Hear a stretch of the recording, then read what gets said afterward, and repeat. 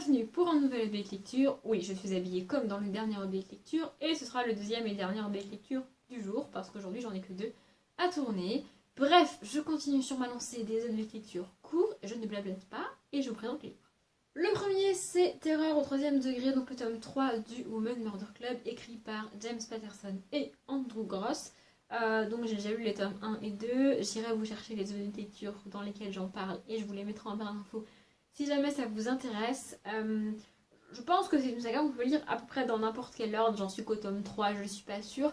Maintenant, moi je vous conseillerais de surtout pas commencer par ce tome 3 là, parce que il se passe des choses en rapport avec les personnages principaux qu'il vaut mieux ne pas connaître si on n'a pas lu les tomes 1 et 2 en fait.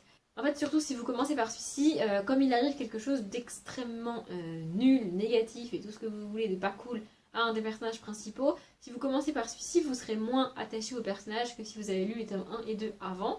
Et du coup, vous aurez moins de compassion et vous serez moins touché par ce qui lui arrive, alors que c'est franchement pas juste ce qui lui arrive. Donc voilà. Maintenant, pour ce qui en est de l'histoire, on va avoir plusieurs espèces de mini-attentats contre des personnes bien ciblées. On n'est pas sur des attentats où on a des gros trucs qui explosent, ou des gros médicaments, ou des gros trucs qui sont projetés dans n'importe quel centre commercial, ou endroit où il y a plein de monde pour faire un maximum de victimes. Non, les attentats sont ciblés sur certaines personnes. Et donc on va essayer de comprendre à l'aide du Women Murder Club qui est composé de Lindsay, l'enquêtrice principale, la procureure, une journaliste et une légiste. Et donc elles vont essayer de comprendre c'est quoi ce bordel. C'est ce que j'aime avec cette saga, c'est qu'on est avec des femmes et que c'est assez rare. Enfin c'est de moins en moins rare, mais je sais qu'à l'époque où ces livres ont été écrits, il était rare d'avoir des femmes personnages principaux des thrillers. À la fois parce que c'est un genre majoritaire, enfin c'est pas du tout sexiste, hein, c'est juste que c'est un genre majoritairement écrit par des hommes et que donc on a, enfin les auteurs et les autrices, mais en général, ont tendance à créer des personnages principaux du même sexe qu'eux, tout simplement, et aussi parce que c'est un genre destiné, enfin majoritairement lu par les hommes, et donc du coup avec des personnages masculins. Vous voyez, je pense pas que c'était un choix conscient des auteurs de pas mettre de femmes dedans, c'est juste que c'était comme ça, et du coup je trouve ça d'autant plus cool d'avoir un Women Murder Club pour le coup. Maintenant, je pense que c'est l'histoire que j'ai la moins bien aimée pour l'instant, donc des 3 premiers tomes. J'ai été extrêmement déçue par l'épilogue du tome 1, c'est vrai, mais il n'empêche que j'ai adoré l'histoire et l'enquête du tome 1. Ici, je dis pas que c'est nul, hein, loin de là, ça se lit très bien, c'est très cool, t'as envie de connaître la suite, t'avances dans le livre, il y a pas mal de suspense et on veut savoir c'est quoi ce bordel et qu'est-ce qu'ils foutent. Mais c'est l'histoire que j'ai la moins aimée des 3. Voilà, ça reste une saga de thriller qui je pense est très connue, parce que James Patterson est très connu, même s'il faut pas oublier qu'il les a écrits avec Andrew Gross, hein, il est écrit en tout petit, mais il n'est pas là juste pour faire joli. Voilà, du coup, c'est un thriller vraiment très cool, les chapitres sont extrêmement courts et j'adore ça. Du coup, si vous avez jamais lu de James Patterson, et ben lisez Premier à mourir, qui est le tome 1 du Women Murder. On enchaîne avec un échec total. Donc, Sentinelle de la pluie de Tatiana de Rosnay. J'ai abandonné ce livre au bout de 37 pages parce que je n'en pouvais plus. On est comme très souvent avec l'autrice des personnages franco-anglophones. Donc là, ils sont franco-américains, franco-anglais, franco-américains ici, je crois.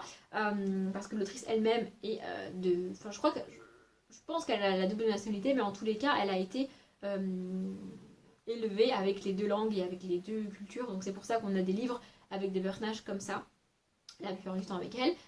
Et donc là on est sur une réunion de famille, on a le père et la mère, le père est français, la mère est américaine, ils vivent dans une espèce de petit village paumé en France, le fils vit aux États-Unis et la fille vit à Londres, et ils se retrouvent tous à Paris pour un espèce de regroupement familial, de réunion, enfin bref. On est au moment où la Seine fait une espèce de crue et où tout le monde flippe parce que Paris risque d'être inondé. Et voilà. Et franchement, j'ai pas du tout accroché. Et ça m'énerve, en fait, ça m'agace parce que j'arrive pas à savoir si c'est moi en tant que lectrice qui est évoluée et que du coup, j'arrive plus à apprécier les histoires qu'écrit Tatiana de Rosnay alors que j'adorais ça il y a quelques années, ou si c'est l'autrice qui a évolué et qui écrit différemment et qui raconte d'autres histoires qui ne m'intéressent plus aujourd'hui. Les deux en même temps sont possibles, mais j'arrive pas à savoir c'est quoi le truc qui fait que j'arrive plus à lire en fait. Et alors déjà, ça m'a pas franchement passionné comme histoire. Et surtout, le truc narratif qui m'a mais franchement agacé, c'est qu'on a des conversations entre les personnages raconté dans des paragraphes. Au lieu d'avoir des tirets en mode dialogue, on a un paragraphe en mode il m'a dit ça, je lui ai répondu ça, elle a dit ça. Mais pourquoi tu fais pas ça en mode dialogue, meuf? Parce que c'est hyper lourd à lire, en fait, enfin, ça me saoule, vraiment. Et puis en plus de ça, donc ils sont dans une chambre d'hôtel au début, lui il est en décalage horaire, ils sont contents de se retrouver, ils te racontent comment ses parents se sont rencontrés, bla bla bla.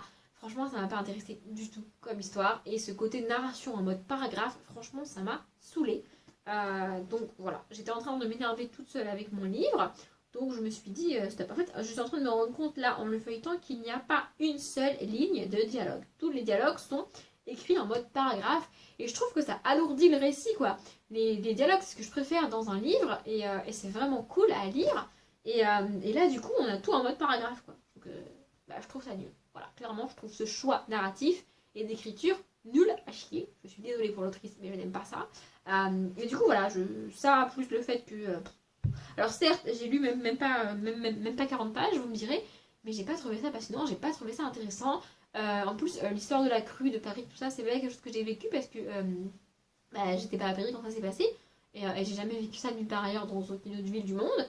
Donc, cette espèce de stress. Et puis en plus, ça m'a saoulée parce que on sait ce qui s'est passé au niveau de cette crue, on sait que Paris est toujours là, qu'il n'a pas été inondé, que tout va bien aujourd'hui. Donc leur espèce de stress en mode oh là là, est-ce qu'on va être noyé? Franchement, ça m'a saoulée. Bref, voilà, je vais arrêter de m'énerver avec ce livre. Je ne sais pas si un jour je lirai un autre, Tatiana de Rosnay, tellement celui-ci m'a déçu et celui d'avant que j'avais terminé m'avait aussi déçu. Donc je pense que je vais arrêter là, au moins pour un certain temps. Et tant pis. Ensuite, j'ai lu Les Gardiens de l'Éternité, le tome 12, Sin, de Alexandra Ivy. J'ai fini cette saga parce que, certes, il y a un tome 13, mais qui, a priori, n'est pas prêt de sortir en France, et que je suis pas sûre de lire, franchement. Mais peut-être que si je le trouve un jour, je le lirai. Hein, je suis pas sûre, mais j'ai pas dit que je le lirai pas. Bref, pour ceux qui ne connaîtraient pas, dans cette saga, on suit majoritairement des personnages masculins qui sont des vampires, et on a des personnages féminins qui sont soit des vampires, soit d'autres types de créatures naturelles, soit des humaines, enfin voilà, bref. Et le pitch de départ, c'est assez répétitif, mais c'est tellement bien écrit et j'aime tellement les personnages que j'adore en fait, c'est que la fille en question est un petit peu la damoiselle en détresse qui a besoin d'être sauvée par le vampire en question la plupart du temps.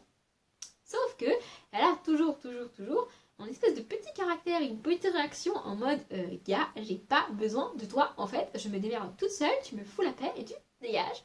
Et j'adore ce côté combatif, on est loin de littéralement la princesse qui a besoin d'être sauvée par son chevalier, blablabla. Non, elle se démerde toute seule, elle lui dit clairement dégage. Et ce que j'adore, c'est qu'on a un concept dans cette saga qui est que une fois que le vampire est tombé amoureux et qu'il sait que c'est sa compagne, il ne peut pas s'empêcher de la protéger. C'est un instinct en fait qui s'éveille en eux, qui fait que pendant la plupart des tomes, le gars en question se bat contre cet instinct-là pour faire plaisir à la fille parce qu'elle lui répète qu'elle n'a pas besoin de lui, qu'elle est très bien toute seule, tranquille.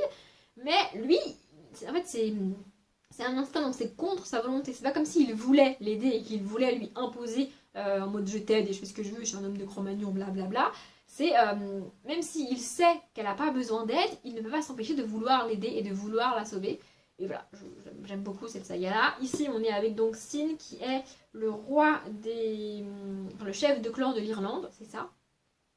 Et on est avec une faille, une chatterie, je crois que ça s'appelle une chatterie. En gros, c'est une espèce de... C'est une fée, c'est une reine fée, enfin une princesse fée.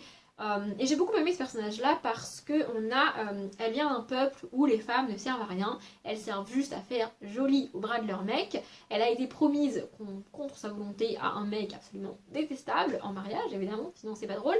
Et elle a été élevée avec cette idée qu'elle ne sert à rien, si ce n'est à faire joli au bras de son père et au bras de son futur mari. En fait, elle n'a pas d'utilité dans la vie. On l'a élevée comme ça.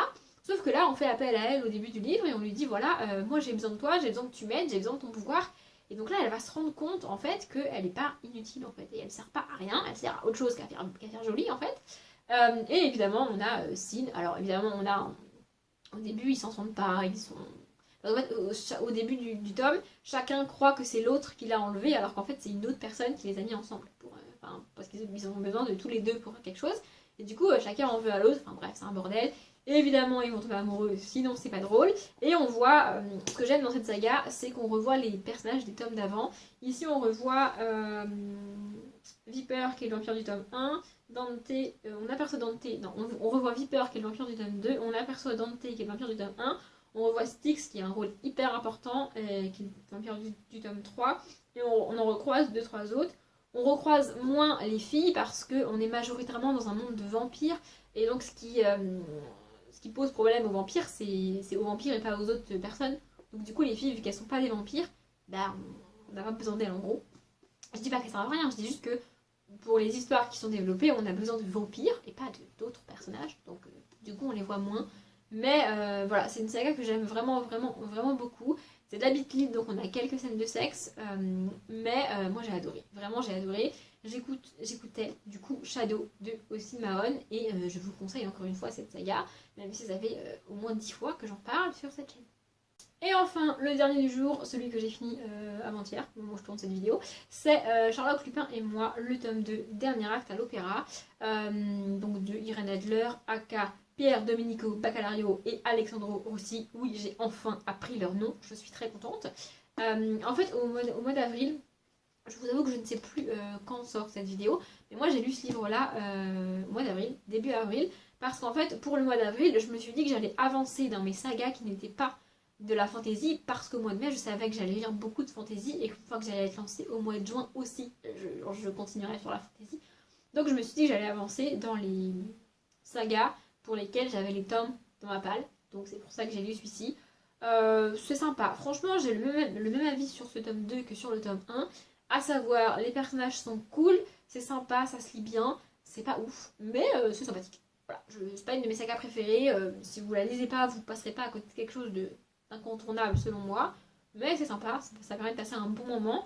Ce que j'ai beaucoup aimé, et j'ai trouvé ça hyper drôle au début, mais ça me permet de voir l'évolution en fait, parce qu'ici ça se passe en 1870, c'est ça.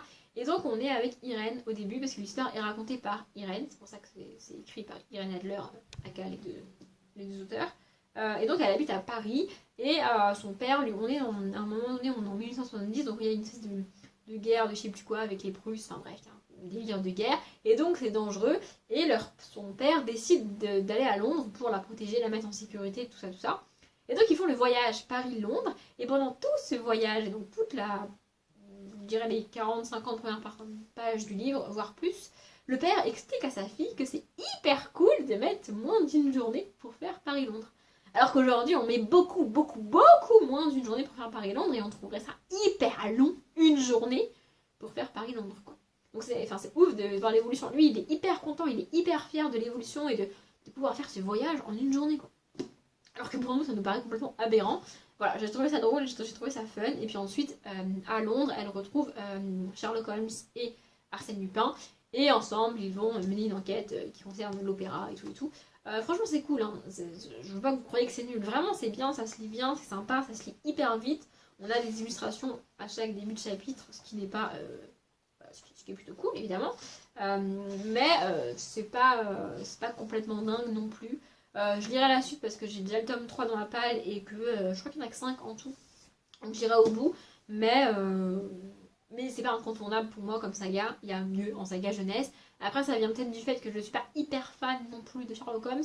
Et que je trouve que l'enquête prend pas assez de place en fait. Elle démarre tardivement dans le livre. Et du coup, c'est pas un livre d'enquête, c'est un livre avec des enfants qui mènent une enquête. Mais c'est vraiment ça, c'est pas un livre d'enquête. Vous voyez ce que je veux dire? Enfin bref, je sais pas si vous voyez ce que je veux dire, vous pouvez pas me répondre. Mais bref, j'écoute quoi? J'écoute The Way I Are de Bébé Rexha et Lil Wayne en lisant ces livres-là. Je vous les conseille quand même, hein, ça se lit vite, c'est vraiment fun, mais c'est pas dingue dingue. Bon, je crois que celui-ci est un petit peu plus long et que c'est un fail pour la lecture court, mais c'est pas plus mal, on fera avec. Bref, j'espère que ça vous a plu. Comme d'habitude, je vous souhaite une bonne journée, un bon après-midi, un bon appétit ou une bonne nuit, et je vous dis à bientôt.